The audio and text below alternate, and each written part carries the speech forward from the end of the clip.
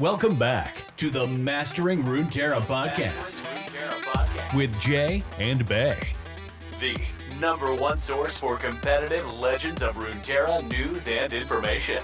If you're looking for the best decks to play right now, be sure to check us out on Twitter at Master Runeterra or in our Discord.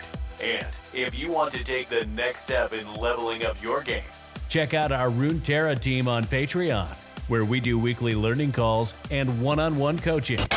Now strap in and grab yourself some Poro snacks, because we are about to start mastering Runeterra. People are seeing a lot of success with it. J4 Jarvan seeing a bit of a resurgence. We were talking about that earlier. Yeah.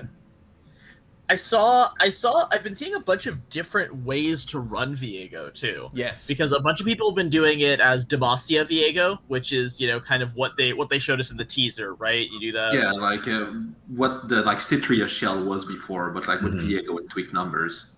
Some people have even taken out the Matron Cytherea. I saw it was just doing basically Grand Plaza Viego was the plan. So I ran against that. Yeah, that direction. I saw a bunch of Shurima Viego decks, which is basically just like, let's play Nasus Thresh and try out this cool new idea. Yeah. Go ahead. And then I've also seen a couple of people playing around with Freljord Viego, but that's that one's definitely my baby, so I won't go on about it too much. It's like, what do you play with that? And then I realized it might not be a new deck, but I'm pretty excited about the Absolver in general, what it allows as a card. I think that the card is insanely fun to play with, and right now Talia Malphite sounds and looks and sounds good. It's not just a Grandpa Rochi meme. The deck sounds real with that card. It's kind of a new deck because nobody really played it before. It was firmly in tier 2, but it feels good. That's what has got me excited. This is the Absolver card. That's the +2/+1 burst. If you level the champ, get Overwhelm, another +2/+1. Yeah, that's an insane card. I love really that good. card. It's really good. People Now, were Malphite with Overwhelm, pretty okay. Now give me back Leona Overwhelm. Right. You had your 12 hours. Yeah. Yeah. I just want to say props to Riot. I think it's such a contrast what's happening now.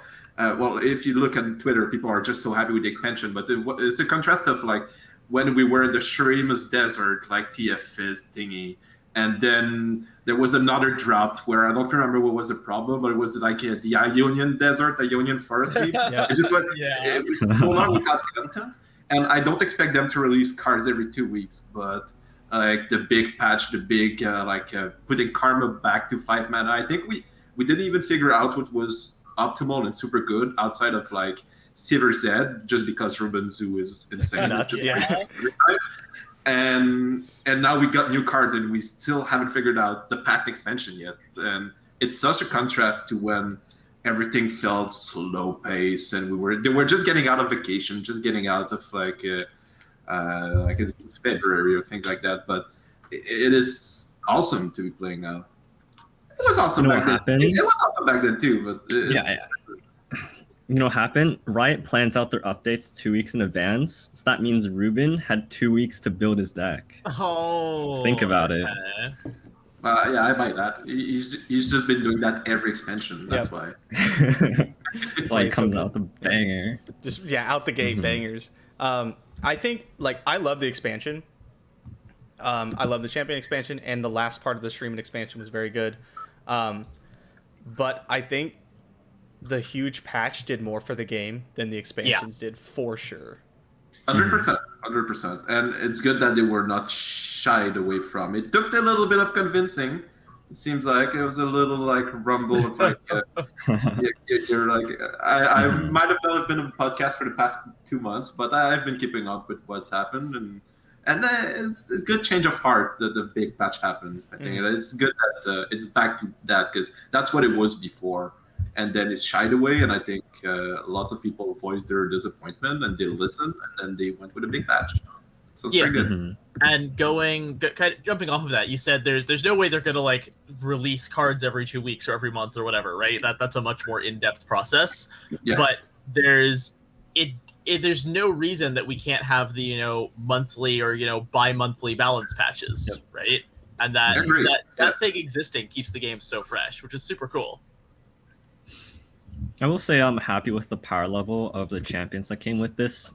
I don't know if you call it a patch or not, but Viego and Action feel like they're like not bad, and that might be an understatement as well. We might be eating those words in a week because it's been out for 24 hours. What I was trying to say is that if you guys remember when Riven, Victor, and I forgot what the third champ was that came out, they saw play for 2 days and then just dropped off. And I don't think I don't think we're going to see the same with Viego and Action, which is nice. I totally agree. Yeah. I don't know about you guys, but those like Riven and Victor came out and I didn't even craft them.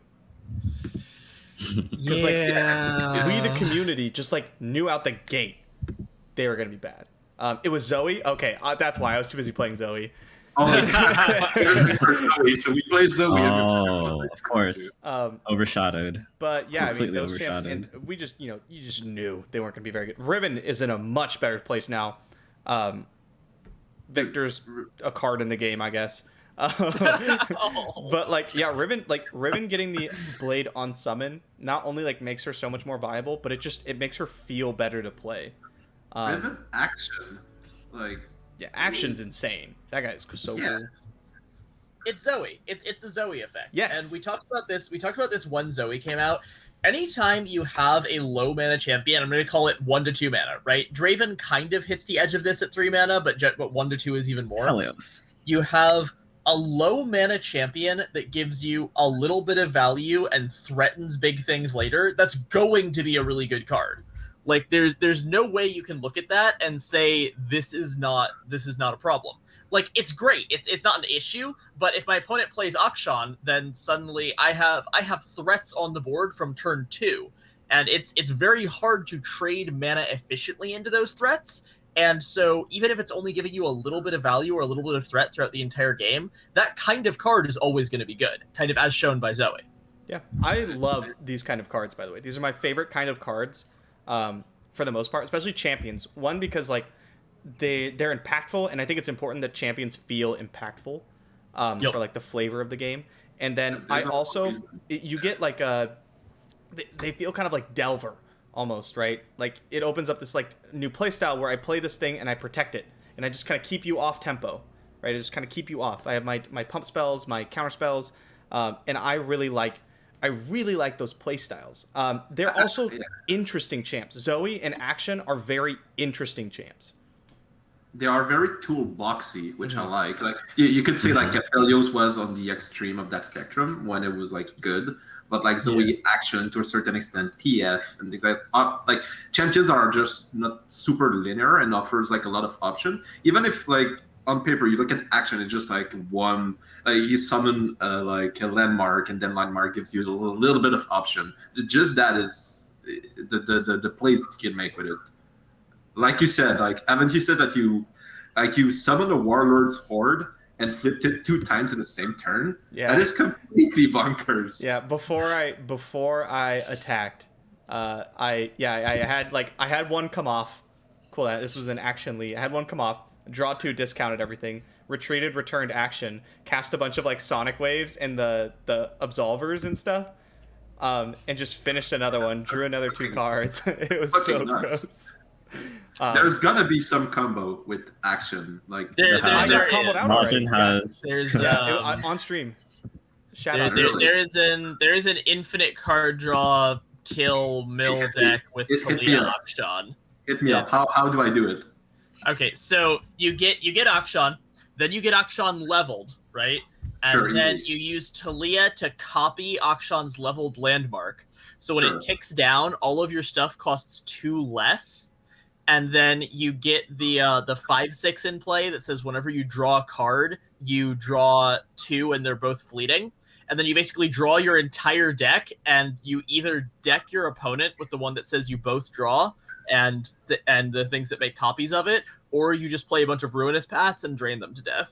A less all-in combo was the one Shadox got me with Promising Future, 1 counterfeit copies, and the Clock Hand. And the clock with like Zillion and stuff. Okay. It was actually quite solid. How do you win with a token?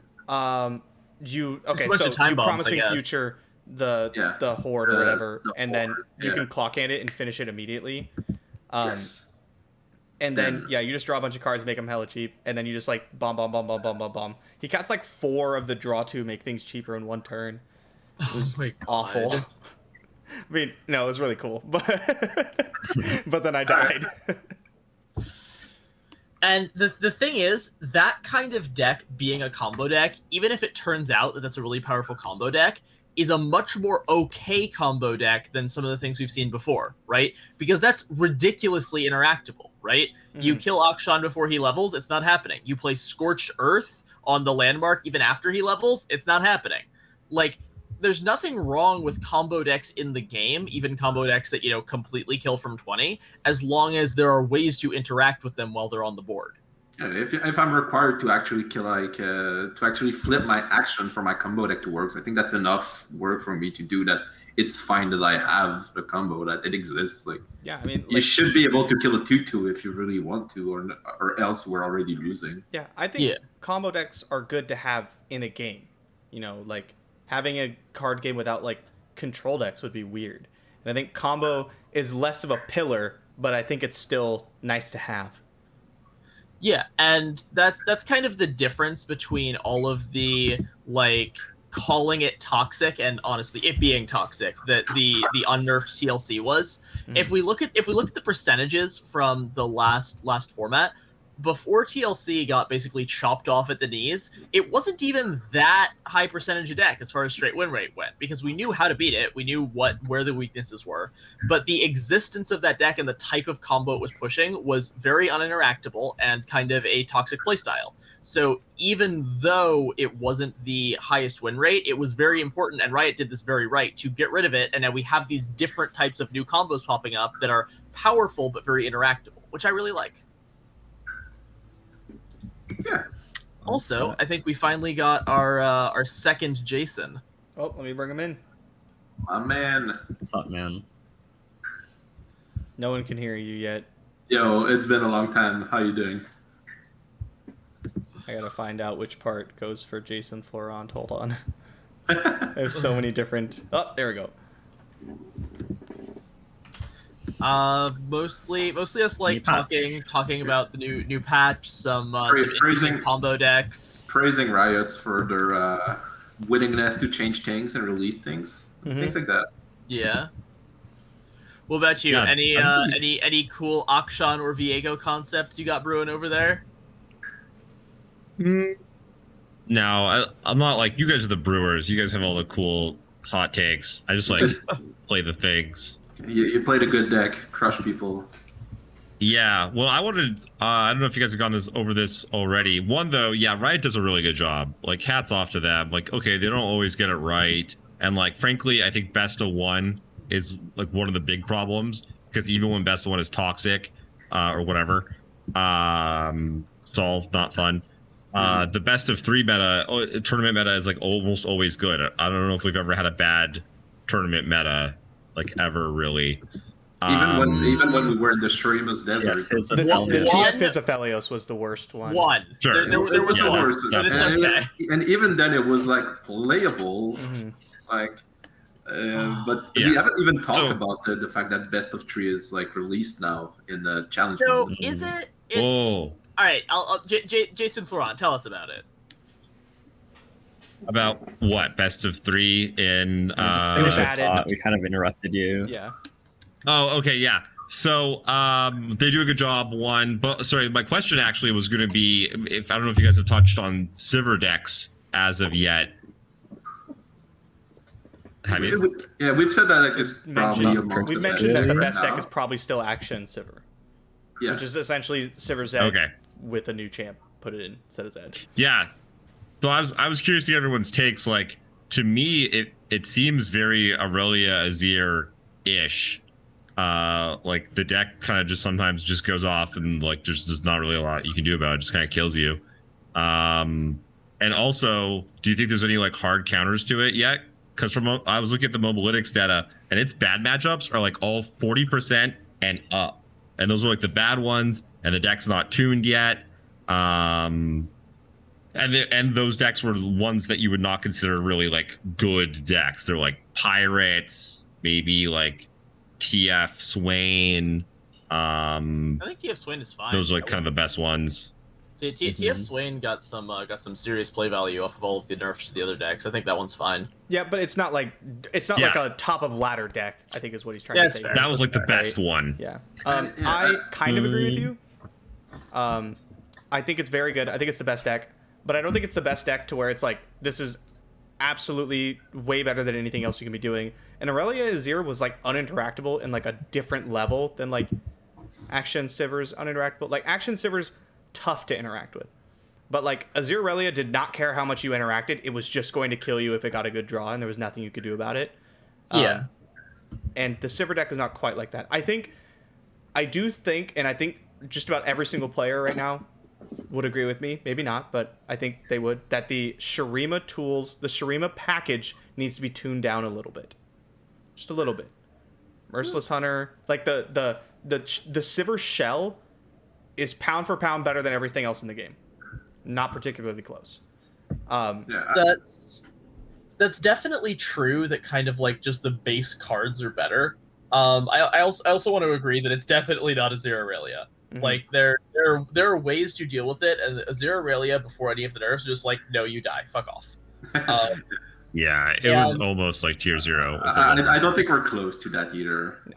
But what I do think is interesting is that 3 of the arguably best decks in the format are Azir Aurelia still, Sivir Zed or Sivir Akshan, and the new Akshan Lee. And if you'll notice, there are 2 regions that those 3 decks are all playing.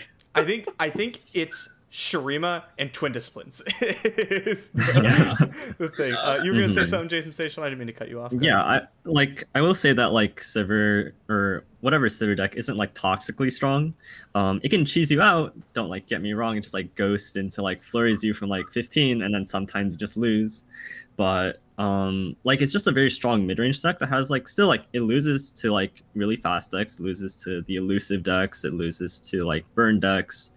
And you'll see like a lot of people, maybe not a lot of people, but like there's a decent amount of people running like some like Teemo elusives. I've seen Fizz run his like Fizz Noxus version that just cheeses you out from 15 as well. Faint, yeah. Yeah, and called him Fizz. No, I said Faint, didn't I? You did. I didn't. Oopsies. Did I say Fizz twice? That'd be funny. But I feel like there's good counterplay. I've been playing like a deck that, you know, still like beats while running like Sivir. So like I'm not like sad to see Sivir matchups. And you know, I'm playing like the Shurima cards without Sivir either, and they're like pretty strong as well. So like you're not locked to Sivir. It's not like the super strongest deck either. And it feels pretty fine. I know there's like a few people saying that like, yeah, it can be tuned down a little bit, but it's definitely nowhere near like, right, please hot fix now. Right. 100%. Yeah, I think the main reason that you're saying that when you look at a bad matchup, like it's 40%, like not really lower than that. It's because the deck does have a part of like uninteractiveness to it with Ghost and Flurry of Fist, or just like Spell Shield 2 in units general. with Spell Shield and things Spell like that. shields, so yeah. I think by the nature of that, like you're not gonna have like always blowout, because you're always gonna like win that percentage of game. Like when the Zero Aurelia just draws well, it kills you. Like when they draw their combo, like it's just gonna kill you. But like those type of combo card, like Flurry of Fist, Ghost, and things like that, will also be the reason that you're gonna lose sometime. Outside of like Azir Aurelia, you're just gonna win with them. Like they're not gonna be the reason you lose. But if you flood out on Flurry of Fist, Ghost, not enough units, like even in your current matchups, if you draw too many of those cards, you're gonna lose. So I think it's a balance, and that's why you see those numbers where the good matchup is like 60% and the bad matchups are like 40. Is the unattractive part of the deck. And the other 2 decks, like what I mentioned, they also have both uninteractive part to it, like Lee Sin inherently, and then the other deck that was like Azir Aurelia. So maybe you could argue that the game is going into a direction where interaction is harder, or it promotes uninteractive gameplay. But I don't think we're quite there yet. And Sivir Zed or Sivir Action, it's fine. It's fine being the best. Do we need some better answers? I don't. Not for have now. no efficient spell shield poppers. I don't even think I'd say Static that shock. it's impossible to interact with, or even super hard to interact with. Like the decks that I found that do best into the Sivir nonsense are decks that just do a bunch of vulnerable and challenger, right? Because if you answer generally against that deck, if you answer like 2 maybe 3 threats, they're just done.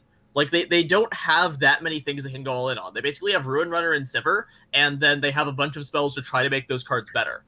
And if you're running a bunch of vulnerable and a bunch of challenger, like whatever, basically their spells and their spell shield are set up to make it really hard to interact with them out of combat, but they're actually very interactable in combat. And I've been running a very teched version of Thresh Nasus, where I've put back in the 4 mana 5/3 vulnerable granter. And I've actually been having some really good success with that. Yeah, I've gone back to Sand Spinner. We kind of all forgot about him and abandoned him when so many other good cards came out. Yeah, that's good. Yeah, I do. Go ahead. I do want to point out, I forgot my train of thoughts, that I thought that Merciless Hunter would have been nerfed maybe a month after it got released. I thought that card was absolutely bonkers. It still has not been touched. And Shurima's is looking to be the best region.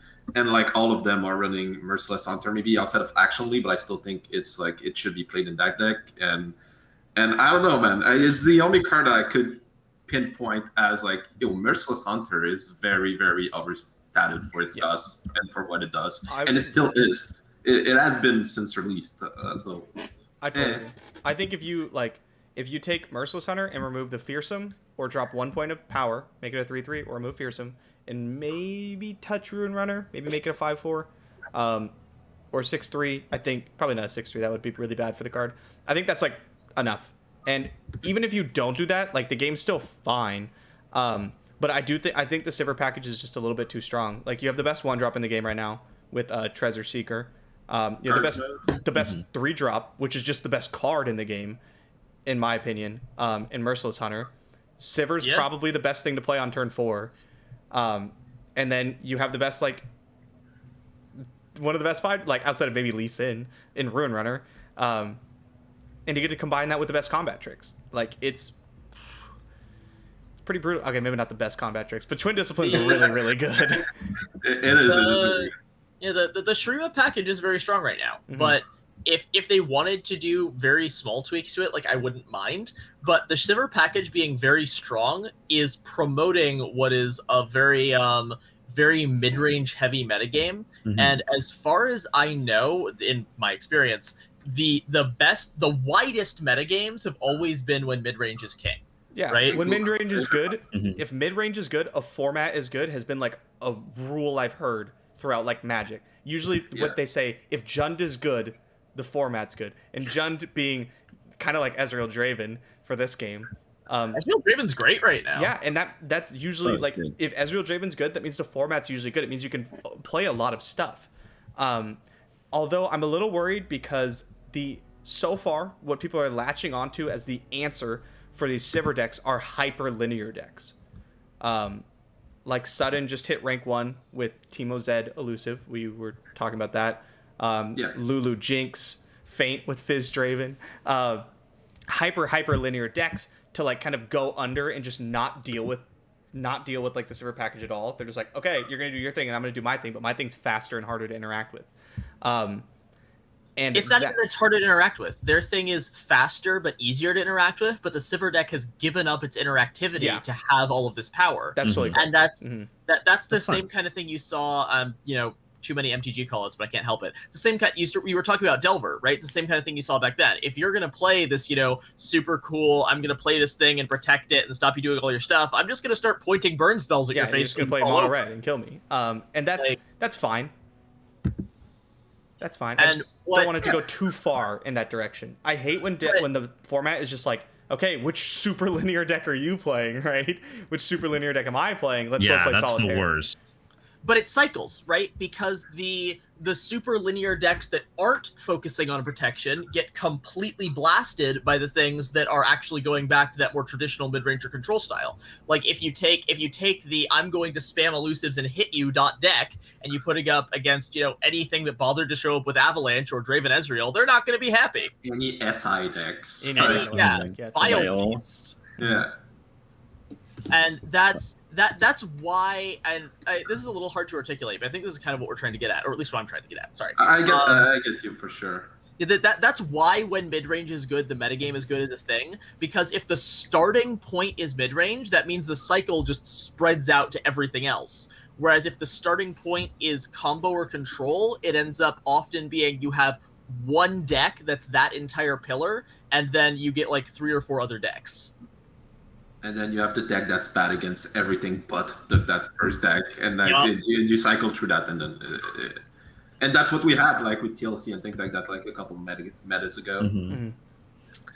I will say I'm happy that Sivir is like flexible enough to be run with like so many different things. You see Sivir TF, Sivir J4, Sivir Ionia, Sivir Noxus. It's reminiscent of like Aphelios. Both very strong champions, both very flexible champions that boosted other champions that usually didn't see play before that, which I really appreciate. I'm a little bit like sad that one of the best ways to deal with Sivir is the Sivir package itself. So obviously you're going to see a lot of Sivir, or a lot of like cards that have Sivir cards, but maybe not Sivir.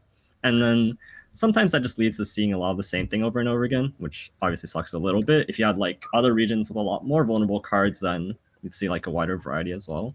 But like a Sivir against Sivir, or like Sivir against like, the elusive decks is like, yeah, that's fine. All that because she got a 5 damage buff. Huh? I think it's more because there's a new very powerful 1-drop and everyone else got nerfed, right? Like the 5 damage buff to Sivir is nice, but it's more that the entire format came down to her level than that she went up that much. Yeah, and let's not pretend that Sivir wasn't like coming around at the end before that patch. Like Sivir LeBlanc was a real contender. Yeah, I think Shurima's like, I think it's fine. I would like to see, like I said, I would like to see it tuned down a little bit. I think the Sivir package is a little too strong. I don't want it to be gone. I think the deck's fine. I like a lot of the cards in the deck, the way they like shape games. I think like Rockhopper makes really interesting spots. I like the game being kind of combat oriented, which is not something I'm normally saying, but I think Runeterra's combat is very, very good. I think the way you have to like stack spells and order combat is like really interesting, and the way you have to play around with the passing system, I think that creates a lot of interesting stuff. But God, I hate just like playing cards and getting Merciless Hunter out of the game. I hate the card so much. Feels very bad. What are you guys' take on? Maybe you've talked about it in the previous weeks. I don't know. But what are you guys' take on Lurk right now? And even with the new cards, like, is that deck now fine? Like, it has been fine. Isn't Lurk like good or decent into Sivir decks? Yeah. Yeah. They, depending on their draws, like if they got lots of vulnerable stuff with quick attack and just feature your guys in 2-for-1s you until the end of the earth, like that's how you lose. But I think the Lurk has games in those matchups, and if they just do their game plan from turn 1 onwards, they should be just quick enough to kill the Sivir deck before they get killed. Yeah, Lurk ends up playing in that matchup, ends up playing a lot like the sudden elusive deck we were talking about, which is just basically a bunch of spammy elusive things and burn spells. And Lurk is just, I'm going to play all of these units, and I might not need to give your stuff vulnerable because you're going to have to block them or you will die. Yeah. And Sivir has a hard time actually blocking things, which is one of that deck's big weaknesses. And good.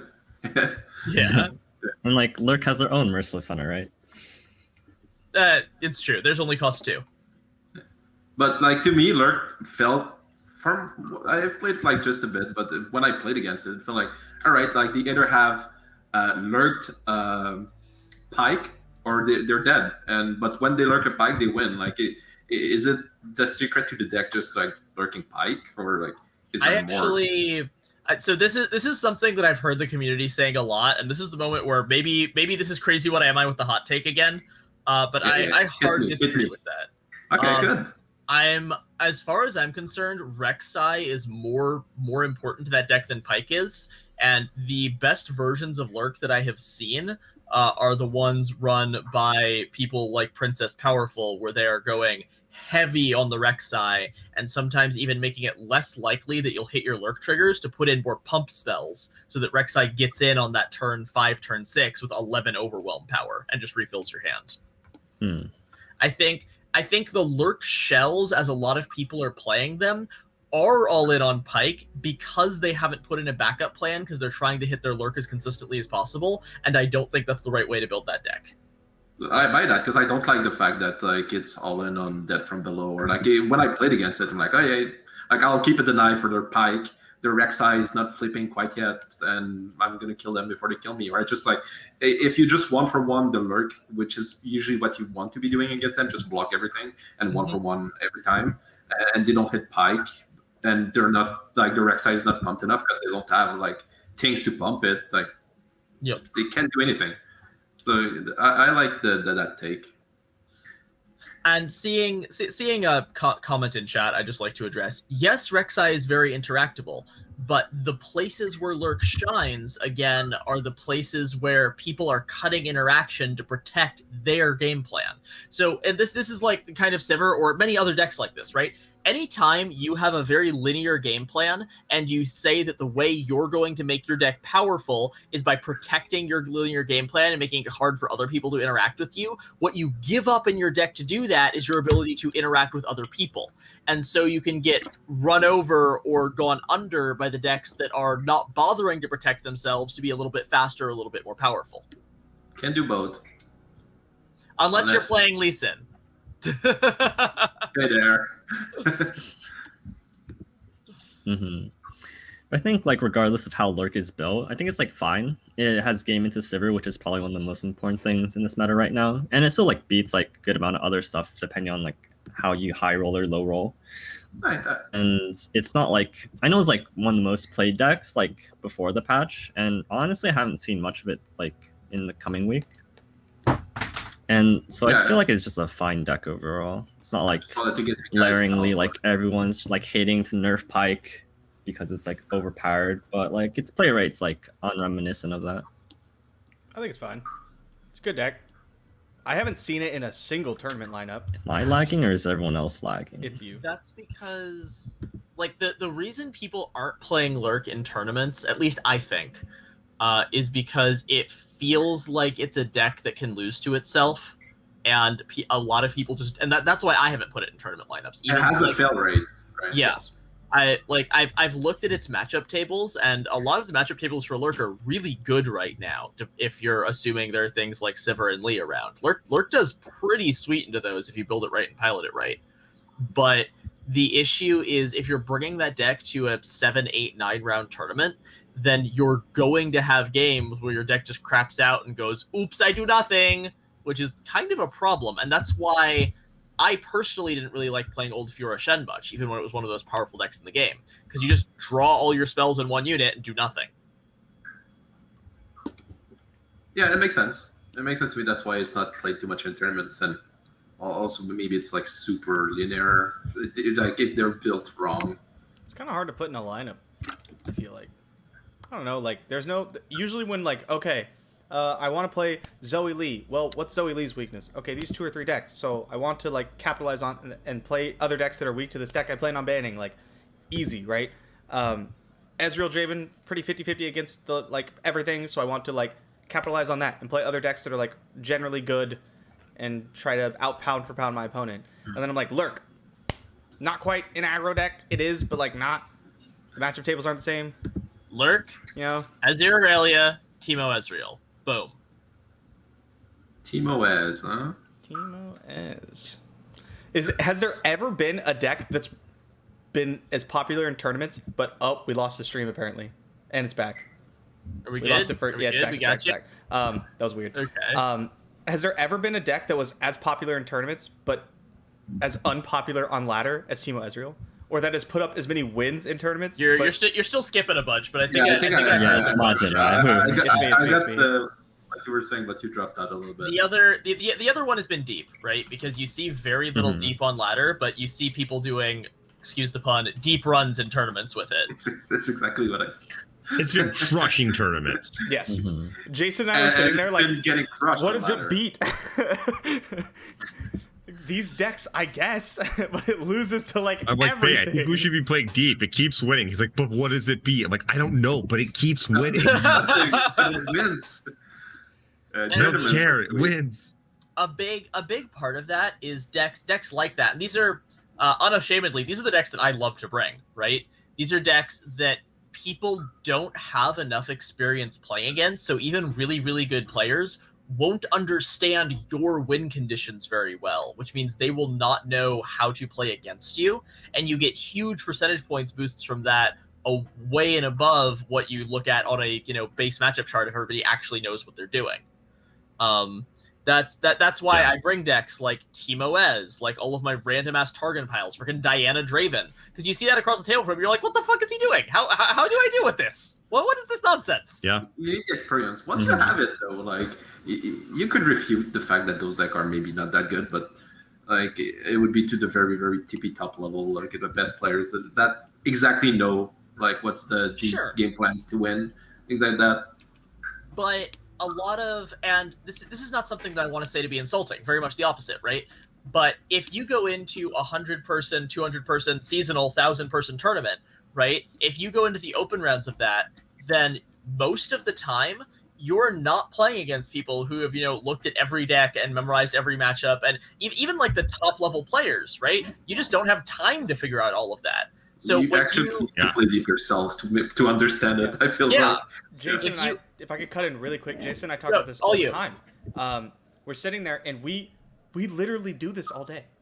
Like we're either playing Runeterra or doing Runeterra stuff all the time. Because that's like what we do now. And still we sit there and we go, okay, what about deep? We played for a long time. We played against a lot of deep. We play at the highest levels. We go, okay, what about deep? What's it beat? I have no fucking idea. I have no clue, right? And it's like there's only so much you can do as one person. So like eventually, like people are gonna have their blind spots. And so yeah, if you bring a deck that people aren't super used to, maybe you bring Talia Malphite. Yeah, maybe you bring Talia Malphite, right? I don't really know how that deck works. Or like the Zed Teemo like hyper elusive deck. I can like figure out your gameplay and everything, right? I get it, but like you will have more experience playing against what I'm bringing than I will have playing against what you're bringing, and that gives you a big edge. Now, like you mentioned, you could argue that these decks are probably not as good as the super top tier decks, but a lot of them in a tournament setting with a well-crafted lineup with like a specialist on the deck can be incredibly, incredibly powerful. And I think that's why we keep seeing these decks like Ezreal Teemo, Deep, like really, really crushing the tournament scene. And that's kind of why that's kind of why I tend to advocate the lineup building style that I do, right?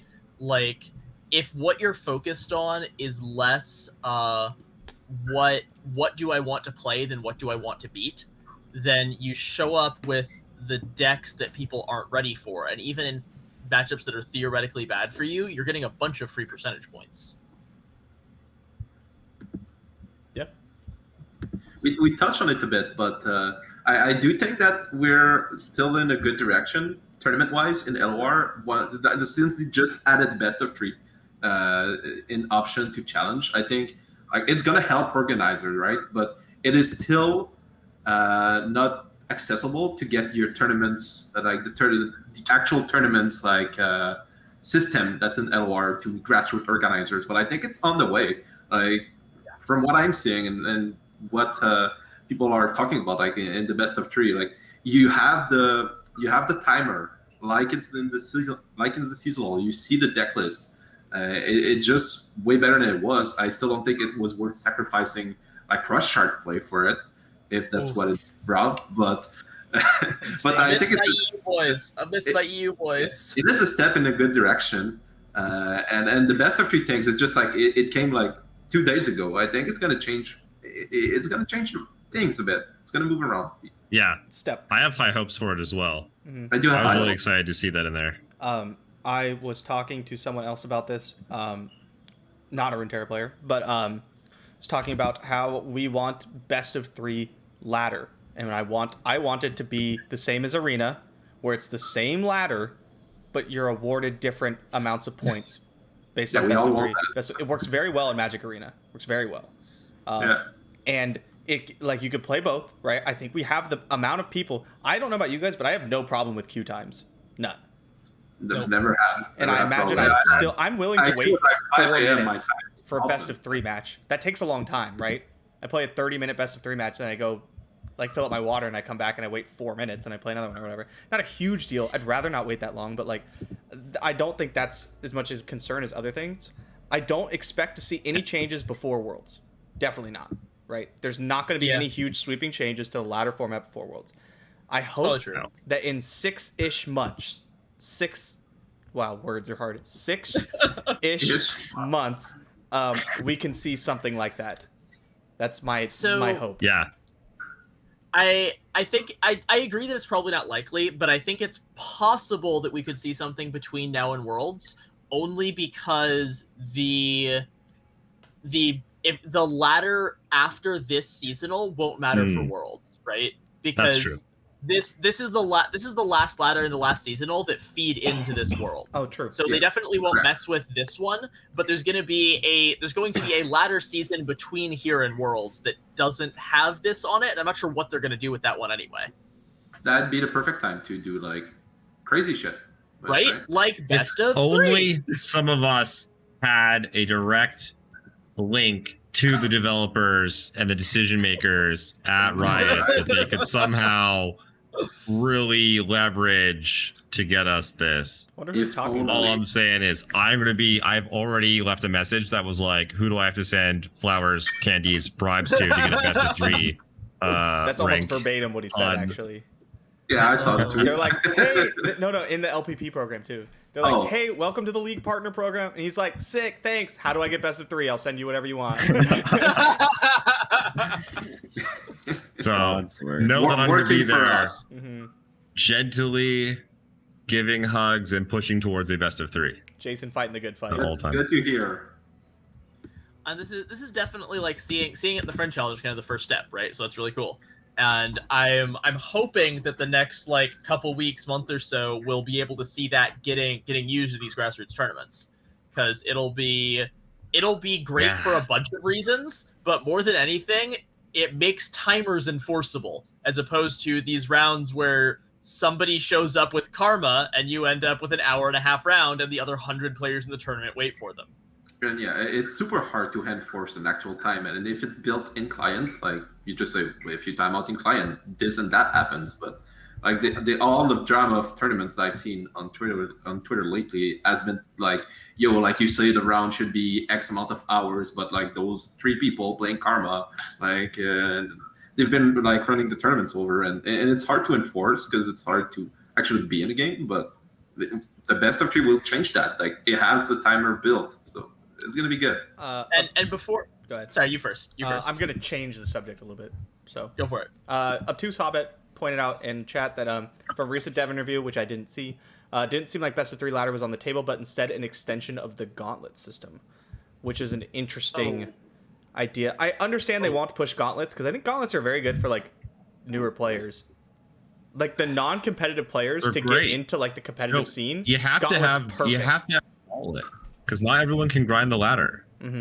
So if they did it right, I could be into that. The problem is, I'm totally fine with gauntlet being like the way to do best of 3, but right now ladder matters a lot, right?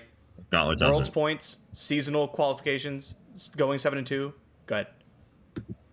What if 7-2? What if via gauntlet somehow you could get the 7-2 buy? Yeah, like, that's what I'm saying. Or like a separate ladder, it'd be the same. Like it'd be the best of 3 ladders. Yeah, just gauntlet elo. what we really want, like we're saying best of 3 ladder, let's go merge that shit. But what we really want is a ladder that we can play that reflects the tournament metagame, right? That's what I want. 100%. You can achieve that through gauntlet if you tweak a couple things. Yeah, it'd be the same. I wrote a big fucking rant about this, the upside of which is I don't give a fuck what they do. I want the formats to be the same. It's not that hard. Yeah, because like we have to sit here and we play ladder and it matters a lot. And we sit there and we play and we play and we play and we play and we play. And then we're like, cool, we qualified for seasonals. We got the 7-2. What are we going to play for seasonals? I don't know. I've been playing ladder this whole time. And they're different, And I don't want that. And also, the closer you make like the qualifying format to the tournament format, the easier it is to get casual players into competitive Runeterra. You know? And to understand it. Because a lot of you who have never played, or a lot of you who have played games previously where you bring multiple decks in ban, this might like not occur to you, but like that leap is large. Like that was so daunting for me. And I know I'm not the only one. Hearthstone never did it, right? Because this is the format that Hearthstone uses, and they never had a best of 3 ladder. They never switched ladder, and it has been pushed around, and people have talked about it, but it always been separate. What they did is like they made some tournaments ladder, so you could qualify through shit by not playing ladder at all. Where in Runeterra right now, if you want to qualify to things, like you need to go through ladder. So they never implemented the best of 3 ladder, but you could like grind way before even what they are now open cups. You could grind other things that was just tournament based and literally be ranked 25 and qualify to your seasonal playoff, whatever it was called. Hearthstone had workarounds. Okay, and technically we do too, right? We have the Last Chance Gauntlet, but it's not the Last Chance Gauntlet, and like I don't want to sound harsh here, right? But the Last Chance Gauntlet, the way it's been run right now is like it's second class citizens, right? Because if you can't get the buy through Gauntlet, then people are going to want to go through ladder first, always. Did you have something to say, Jason Sensational? Or was it because you were a Gauntlet player? Oh, not really. Yeah. Started from the bottom, now you're here. I do like that ladder matters to a point, right? It felt pretty pointless to like qualify for seasonals at LP and then just be like, now what? Just sit. Yeah, just sit there. And so I'm glad that ladder matters. But yeah, I want the way that I qualify for tournaments to reflect the tournament format. And that's the whole thing right there. Right. And I will say, like, for the times I've made like top 32, I'm like, okay, I'm just used to playing the ladder decks, and then I actually feel like I'm at a disadvantage because I haven't played that many tournaments. I don't really know what people are bringing to like tournaments. I have a general idea of what people could bring, but it's not something that I can typically bring myself. Maybe just because of like lack of experience, because I'm just so used to laddering. I actually feel like I'm kind of behind if I don't really know what to do there. So having that bridge would definitely be a lot better as well. Yeah, just something. And more tournaments. I mean, always in favor of that, right? But you end up with this issue where even on the ladder side of things, the way to make it, bigger and an esport and things like that, which is something that, as far as I can tell, Riot wants, is to be able to draw in the player base just by playing, right? And right now, if you're someone who just really likes the game and hasn't been like caring about the ridiculous competitive scene that much, you just play ladder and you're like, hey, I got into seasonals. This is awesome. I'll wait. I need 3 decks. I've just been playing this. This is my thing. What do I do now? What is this ban? I don't get to play my favorite deck? Come on, man. Yep. I get that. Magic the Gathering used to be fantastic at this. Used to be. You'd play like, you'd play, it's the same format, and then it had and I think it's very important that there's a clear, simple way to get into competitive play. To go from casual to competitive, right? And Magic used to be like that. And now Flesh and Blood is trying to do this, where it was like, okay, you play at your local tournament or whatever, you play ladder, and then you maybe go to this weekend tournament, and if you win that or you get top 4, then you qualify for this tournament, and then from this tournament you can get to the Pro Tour, right? And it was like very simple, very easy to like understand. And so I think that's important to like get people who might be casual players but are good at the game into the competitive scene, because if I hadn't have like, I mean, I'm a little bit of a different case because I came into the game to be a competitive player. But like the majority of people, maybe they hit Masters once or twice, and then they don't really want to make a push for seasonals because they don't really know what's going on. They've never played a best of 3. Like, I would just like it to be a little more accessible. Yeah. To be specific, I saw a ad in a magazine like Scry or something when I was 15 in high school, and it was like $50,000 first place prize Magic tournament, and I was like, What? Fast forward like 20 years later, was still playing Magic. So similar experience. I've made no mistake. And I feel like that's what they were trying to do with Gauntlet, right? And that's an experiment that like clearly hasn't done what they really wanted it to do. And I guess that's that's what the interview that you were referencing, Bay, is probably talking about. They're saying they don't want to give up on Gauntlet just yet. They want to find a way to take that and make it the thing they were hoping it was going to be. I would love to see Gauntlet start with maybe if they want to do something like that, maybe have more Gauntlet events that give you something special. Now they have like icons and stuff, right? But like, I mean, League and Runeterra icons don't really matter. Like, you just see them for like a second and it's gone, right? Put emotes on the gauntlets and people will die. People will play them. Put emotes and card backs on the gauntlets and people will play them. Something like that, right? Or maybe a different kind of prismatic. Maybe like you have a prismatic for like it's Draven's Gauntlet, right? This month or this week. And if you win Draven's Gauntlet, you get this prismatic that has like a red border on Draven or whatever.